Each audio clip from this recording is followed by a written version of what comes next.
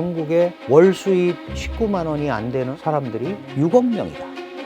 그러면은 굉장히 어려움을 겪고 있을 수밖에 없고, 이 사람들도 정말로 더 이상 버티지 못하면 그거를 중국 정부는 굉장히 두려워하고 있다. 그런데 중국은 사회주의라는 걸 버릴 수가 없는 나라예요. 공산당이 왜 있습니까? 사회주의라는 이념을 실현하기 위해서 있는 거예요. 그렇죠? 만약에 사회주의를 안 한다 그러면 공산당이 중국에서 존재해야 될 이유가 하나도 없는 겁니다. 그리고 또 하나는 그 대만 전면 침공 같은 경우는 돈 없으면 전쟁 못 합니다. 경제 어려운데 어떻게 전쟁을 해요? 들을수록 똑똑해지는 지식 뉴스. 중국의 최고의 외교 목표는 안정적인 대미 관계 유지입니다. 항상 거기서 문제가 생기니까 안정적으로 미국과의 관계가 설정이 돼야 국가가 일단 큰 틀에서 문제가 안 생기거든요. 그런데 잘 아시다시피 중국은 사실은 바이든 행정부 때도 어려움을 겪은 건 똑같아요. 다만 바이든 행정부는 스크럼을 짜가지고 나와 뜻이 같은 민주 가치 가지고 있는 사람 다 모여라. 그래서 같이 압박을 했어요. 하지만 트럼프는 여럿이, 예를 들어서 잘 아시다시피 IPEF라든가 이게 14개 나라가 한꺼번에 뭐 공급망 재편하고 막 이렇게 움직이는 것보다는 최고 지도자의 마음을 조금 흔들면 공간이 더 생기지 않을까라는 생각을 갖고 있어요. 안녕하세요. 저는 한국외국어대학교에서 중국을 공부하고 연구하고 또 가르치고 있는 강준영이라고 합니다. 반갑습니다. 근데 트럼프의 스타일은 1대1로 해야 미국이 갑이 되잖아요. 내가 왜 여러 조직 안에 들어가서 n분의 1이 돼서 협상을 하느냐. 그러다 보니까 그게 탑다운 방식을 선호한단 말이에요. 내가 주도하면서 이렇게 만들었고 무릎을 꿇렸고 내가 다 이렇게 컨트롤을 한다, 전 세계를 하는 거를 사실 굉장히 좀 보여주고 싶은 어떤 이런 정치 성향을 갖고 있거든요. 트럼프 대통령이라는 사람이. 그래서 이번에도 관세를 결국 하는 거죠. China is about $1 trillion. Think of it, $1 trillion. They're using our money to build their military. 그런데 진짜 싸움이 하나 벌어졌습니다. 딥시크라는 AI 기술이 중국 자체 기술로 개발이 됐죠. 사실은 미국과 중국의 기싸움은 이제 AI 기술에서 결판이 날 거다 이렇게 보고 있습니다. AI는 왜 그러냐 하면 패권적인 성격을 가지고 있어요. 누구든 승기를 잡으면 모든 기술의 표준이 그쪽으로 맞춰진다는 거지요. 그래서 과학기술로 무장된 사회주의 국가를 만들겠다라는 게 시진핑의 국가 목표입니다. 두 가지 의미가 있겠죠. 하나는 하도 미국이 원천 기술을 갖고 있어서 뭐라 그러니까 나 혼자 만들어서 이걸 갖고 가겠다라는 거. 또 하나는 과거와 같은 부동산 정책이나 이런 걸 가지고 경제 발전을 하기가 어려우니 이제 과학기술에 투자를 해서 이 과학기술에서 시너지 효과를 만들어서 경기를 진작해보자. 이런 두 가지 의미를 가지고 있습니다. 사실 트럼프 1기 때 굉장히 당황했죠, 중국이. 트럼프 대통령이 1기 때 딱 보니까 문제가 있으면 바로 손을 써야지. 그러고서 바로 관세, 무역에서부터 칼을 댄 거예요. 그런데 그 당시에 중국은 그런 준비가 많이 안 돼 있었고 미국에서 압박이 오면 그 이상에 가는 조치들은 하지 않았어요. 그러니까 예를 들어서 미국이 50을 하면 한 49 정도 이렇게 해서 이걸 넘어가는 정책은 안 했는데 요번에는 새로운 2.0 트럼프가 왔을 때 어떻게 해야 되는지에 대한 준비를 더 많이 했죠. 어떤 걸 했냐? 예를 들어서 미국이 관세를 때리면 자신들도 관세를 부과를 해야 되는데 법이 없었어요. 작년 4월 26일에 전국인민대표대회에서 처음으로 관세법을 통과시켰습니다. 이 관세법의 핵심 내용은 뭐냐 하면 상대가 우리한테 과세를 하면 우리도 거기에 똑같이 보복을 한다는 게 관세법의 핵심이에요. 그게 12월 1일부터 이미 발효가 돼 있어요. 근데 또 하나 통과시킨 법이 있습니다. 그게 대외관계법이라는 거예요. 다른 나라가 중국을 어떻게 대하느냐에 따라서 우리도 다른 나라를 어떻게 대하겠다라는 법을 대외관계법이라는 걸 만들었고, 다만 중국이 공세적으로 할 수 있는 거가 뭐가 있을까? 미국이 강력하게 압박을 했을 경우 히토류 뭐 이런 거 할 수 있지 않을까? 이렇게 생각을 한단 말이에요. 중국이 한때 90%, 지금도 거의 80%의 전 세계 히토류를 공급을 하고 있습니다. 근데 어쨌든 그런 카드들을 쓸 수밖에 없어요. 그리고 또 하나는 미국이 워낙 강력하게 압박을 하면 사실 중국으로서는 다른 방법이 별로 없죠. 이제 미국에는 더 못 팔겠네. 이제 이런 것들, 이러면은 제3국으로 갈 수 있거든요. 밀어내기 수출을 하는 거예요. 근데 이제 중국이 이런 압박 정책이나 이런 것들을 약간 지구전으로 감내를 할 수밖에 없을 거예요. 제가 지구전이라고 말씀드린 이유가 이 국제사회라는 게 그렇잖아요. 무슨 정책을 펼쳤다고 바로 나타나는 게 아니고 몇 개월 걸리고 뭐 1년 가서 나타나는 것도 있거든요. 그러니까 이거를 보면서 지켜보고 가겠다는 거죠. 그러면 중국 같은 데는 사회주의 국가고 시진핑이 3년임을 했고 경쟁자도 없고, 미국은 아닙니다. 미국은 트럼프한테 주어진 시간이 2년밖에 없어요. 중간 선거가 있잖아요. 4년 대통령이 되고 대통령 앞에 잘하느냐 못하느냐에 따라서 중간 선거에서 어떻게 될지 몰라요. 중간 선거가 잘못되면 레임덕으로 가는 거죠. 그러니까 이런 부분들로 일단 버텨보자. 시진핑은 우리가 트럼프 1기 4년 버티지 않았냐, 바이든 4년 또 버티지 않았냐, 뭐 중국이 폭삭 망했냐, 어렵지만 그건 아니지 않냐, 이러면서 미국이 예를 들어서 우리 가스 사줘, 우리 농산물 사줘, 그러면 사주겠다는 거죠. 그러면서 이 분위기를 깨지 않고 가는 지구전으로 가려는 생각을 하고 있다. 중국 경제는 개혁개방 40년 이후에 아마 제일 어려움에 처해 있는 건 분명한 것 같아요. 그런데 표면적으로는 지금 경제가 가다 보니까 5% 성장이 쉽네 어렵네 막 그러다가 작년 말에 5%를 딱 맞췄다는 거 아니에요? 但是国民经济运行呢，我们总的来看呢是总体平稳、稳中有进。 그러니까 못 믿겠다. 그게 어떻게 딱 맞냐. 근데 이제 중국은 항상 어떻게 얘기를 했냐면 5% 내외를 성장하겠다고 그랬어요. 그러면 이 5%가 어디서 나온지를 이해를 해야 되는데, 이거는 덩샤오핑 때부터 있던 거예요. 국가가 발전해서 원래 덩샤오핑의 계획은 고위 중진국, 선진국 진입 전 단계까지 일단 가보자라는 게 목표였고, 그 다음에 장저민, 후진타오 이런 사람을 겪으면서 이제 선진국 반열에도 한번 도전을 해보자 이런 생각을 했잖아요. 중산층을 만들어서.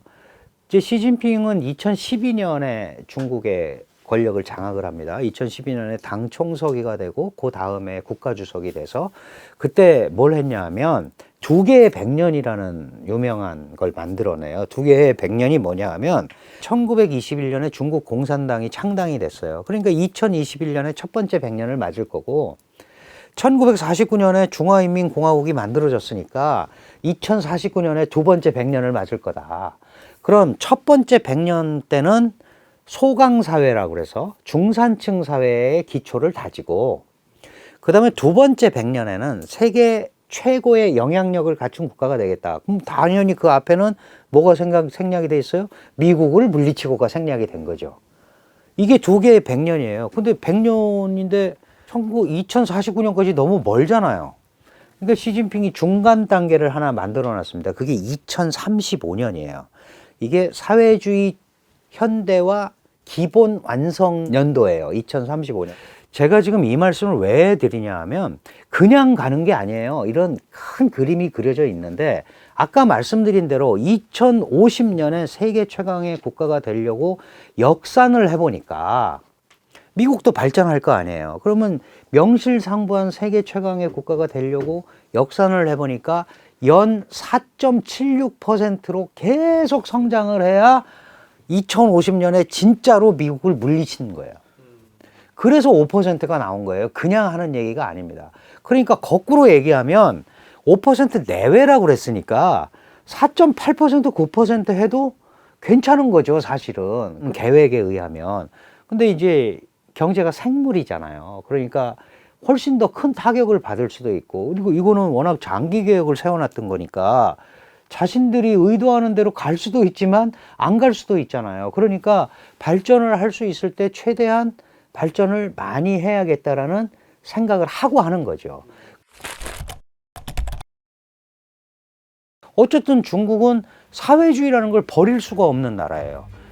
공산당이 왜 있습니까? 사회주의라는 이념을 실현하기 위해서 있는 거예요. 만약에 사회주의를 안 한다 그러면 공산당이 중국에서 존재해야 될 이유가 하나도 없는 겁니다. 다른 당이 하면 되지. 그러니까 그래서 당도 하나만 필요한 거예요. 다당제? 그는 사회주의를 달성하는데 마이너스적인 요소들이에요. 그러니까 이게 우리와 근본적으로 생각이 다른 구조를 갖고 있는 거예요. 그래서 그 사회주의를 달성하는데 목숨을 걸고 있는 게 중국이다. 그런데 이제 말은 이론적으로 그렇게 하는데 결국은 니네 정권 지키겠다는 거 아니냐. 그죠? 경제를 발전하다 보면 사상도 다원화되고 시장 메커니즘이 들어오다 보면 정치에 관한 욕구도 나오고 그러죠? 결국은 그럼 네 공산당 정권 지키려는 거 아니냐라고 얘기를 하는 거예요. 자기네가 정말 지키면서 중국을 강력하고 부강한 나라로 만들면 누가 뭐라 그러겠어요? 중국 사람들이 우리 강하고 부강한 나라가 됐어. 그러면 되는데 지금 같은 형태로 나가면 무슨 일이 벌어지냐면 나라는 엄청 센데 국민은 가난한 나라가 탄생하기가 굉장히 좋게 돼 있다는 거죠. 나라는 세요. 미국과 어깨를 나란히 하고 무슨 뭐 무기가 어떻고. 근데 국민들이 못 살아.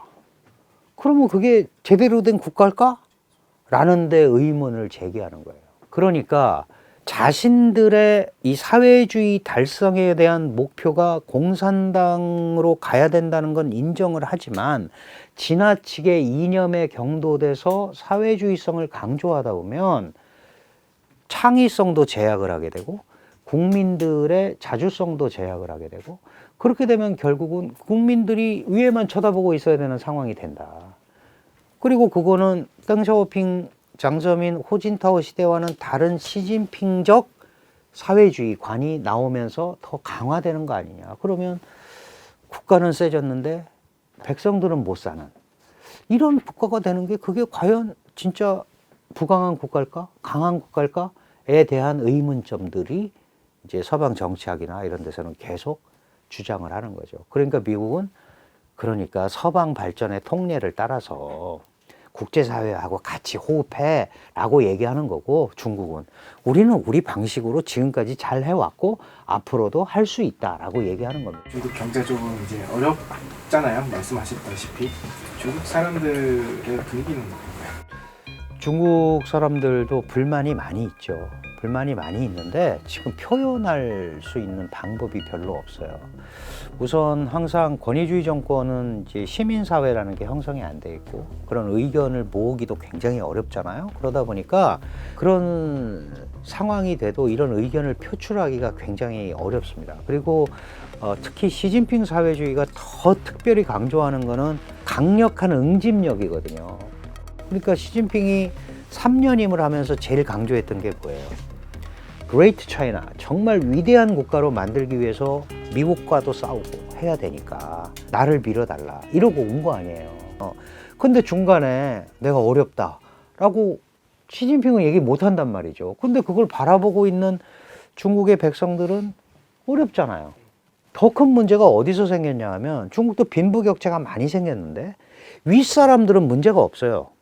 돈이 원래 있으니까 조금 더 버티면 되는데 정말 그 돈이 딱 먹고 사는 정도의 그 정도 생활을 했던 사람들은 내가 일자리가 없어지고 이러면 먹고 살 문제가 당장 문제가 생기는 거죠. 그게 리커창 총리가 예전에 뭐 의문의 사망을 했다, 뭐 심장병으로 사망했다 이런 얘기가 있지만 리커창 총리가 그 얘기를 했잖아요. 중국의 월 수입 19만 원이 안 되는 사람들이 6억 명이다. 이런 얘기를 했잖아요. 每个月的收入也就是1000元，1000元，在一个中等城市，可能租房都困难。 그러면 생각해 보세요. 지금 이 어려운 시기에 적어도 몇 년 전에 얘기했던 그 6억 명의 상황이 지금보다 나아지진 않았을 거 아니에요. 그러면은 굉장히 어려움을 겪고 있을 수밖에 없고, 이게 이제 이 사람들도 정말로 더 이상 버티지 못하면 목소리가 나오게 돼 있죠. 목소리가 나오게 돼 있습니다. 그거를 중국 정부는 굉장히 두려워하고 있죠. 그래서 중국 정부도 미국과 이 쪽박을 깨면 안 되거든요. 중국이 내수와 경제가 안 좋은 상황에서 타이완을 원하는 본질적인 목표가 무엇인지, 계획대로 침공과 전쟁 이런 수순으로 가는 건지. 결론부터 말씀드리면 하기 어렵습니다. 물론 이제 시진핑은 이런 게 있어요. 중국의 지도자들한테 대만은 통일 정합성의 문제예요. 지금 이제 홍콩도 들어왔고 마카오도 왔고 이제 타이완만 오면 그레이트 차이나가 완성이 된다고 생각을 하는 거죠. 그런데 녹록하지가 않다. 첫째, 대만이 만만치가 않아요. 이게 중국하고 대만하고 1대1로 싸우면 괜찮은데, 대만은 이제 중국과 미국이 수교화를 했잖아요. 1979년 1월 1일에. 근데 미 의회가 대만 관계법이라는 걸 1979년 4월에 만듭니다. 그래서 그건 뭐냐 하면 대만을 지원하겠다라는 거예요. 그때부터 대만의 별명이 생겼죠. 대만은 미국에 가라앉지 않는 항공모함이다. 그리고 바이든 때 2022년에 타이베이 법이라는 걸 만들었어요. 그래서 약 45억 달러를 지원해서 대만을 무장시키는, 법안 만들면서 돈 얼마 주겠다라고 쓰는 법안은 사실 없어요.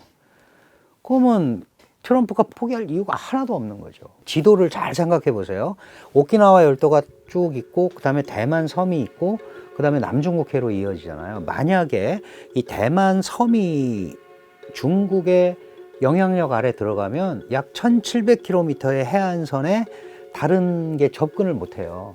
그야말로 중국의 바다가 되는 거예요. 그러면 우리도 중동 원유의 80%가 일본도 마찬가지고 대만 해협을 통해서 들어오는데 앞으로 계속 문제가 될 수 있는 거죠. 무슨 말씀을 드리는 거냐 하면, 미국이 마치 포기할 것 같지만 절대 포기 안 합니다. 지정학적으로. 예. 왜냐면 거기가 뚫리면 남중국해가 문제가 생기는 거예요. 남중국해 지키려고 지금 호주한테 원자력 기술도 줬잖아요. 그러니까 이것 때문에 사실 쉽지가 않고, 대만이 요새고, 대만은 세계 8번째 크루즈 미사일 자체 개발국이에요. 그래서 2000km가 넘는 웅풍 미사일을 가지고 있습니다. 그러면 중국도 상당한 피해를 감수해야죠. 군사학적으로는 대만에 상륙할 수 있는 데가 4군데밖에 안 된다고 그래요. 이제 화산섬이니까. 게다가 우리가 아는 것보다 훨씬 복잡하고 더 많은 국외 요인들이 걸려 있어요. 이미 일본 같은 경우는 양안에서 전쟁이 나면 일본에 8군데 미군 기지가 있잖아요. 전부 지원하겠다고 이미 얘기를 했잖아요. 그럼 이 정말 자칫 국제전이 또 될 수 있는 거고. 이게 아주 복잡하게 지금 얽혀 있습니다. 대만 문제는 그래서 굉장히 어려움을 겪을 거지만, 물론 이제 우발적인 충돌이나 일부 봉쇄 훈련이나 이런 건 계속될 거예요. 그러나 전면 침공 같은 경우는 굉장히 쉽지 않을 거다. 또 많은 분들이 얘기하는 게 시진핑이 사연임을 하기 위한 전리품으로, 또는 중국 경제가 어려우니까 전쟁한다. 그 돈 없으면 전쟁 못 합니다. 경제 어려운데 어떻게 전쟁을 해요? 경제가 어려울 때는 전쟁하면은 이기기도 어려울 뿐더러 지지를 못 받아요. 그리고 이제 정말 침공을 하거나 이렇게 되면 이게 이제 국제 제재를 받을 건데, 그 제재는 러시아하고 다르죠.